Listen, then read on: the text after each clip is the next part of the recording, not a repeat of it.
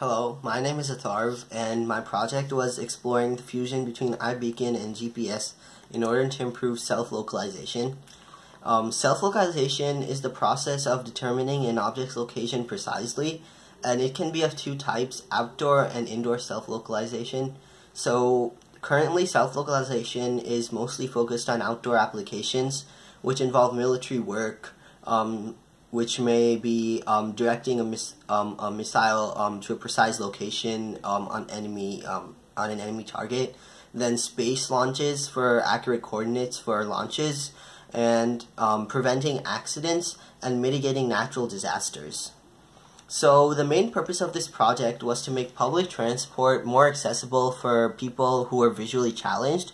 So currently, visually challenged people have a lot of problems accessing transport because there's a problem with locating distance, and because current methods of data collection aren't that accurate, the blind person isn't able to exactly reach the position that he or she wants to.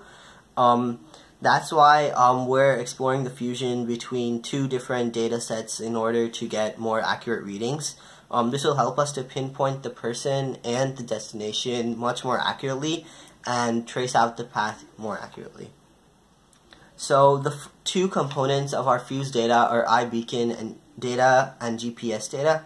RSSI, which is Received Signal Strength Indicator, is a way to measure the strength of a signal and determining the quality of the signal.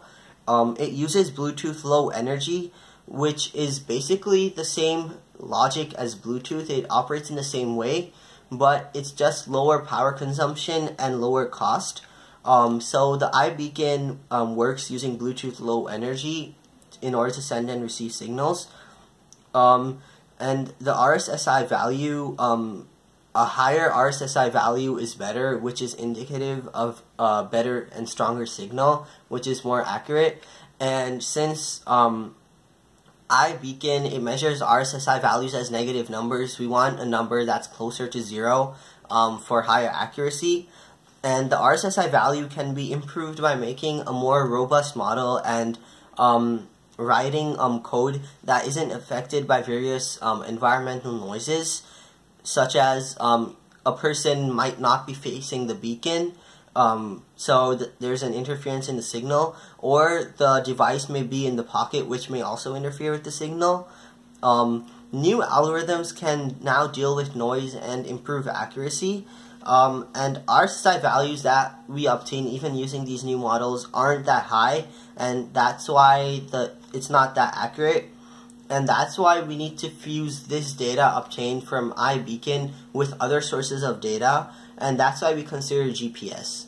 So GPS is basically a configuration of 24 satellites that are released into space, and they have very accurate and predictable orbits, so we're sure of their position at any given moment.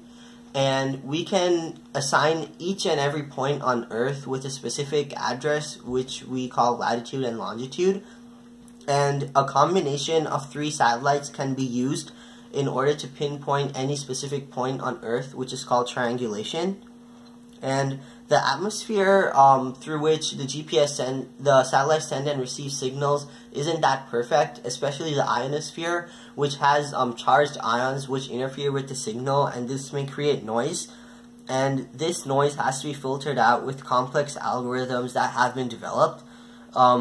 And talking about time, which is another important aspect in GPS, so since the waves from the GPS travel at the speed of light, even a small time error may cause a very huge deviation in distance, and that's why GPS has atomic clocks on the satellite, which enable accurate measuring of time.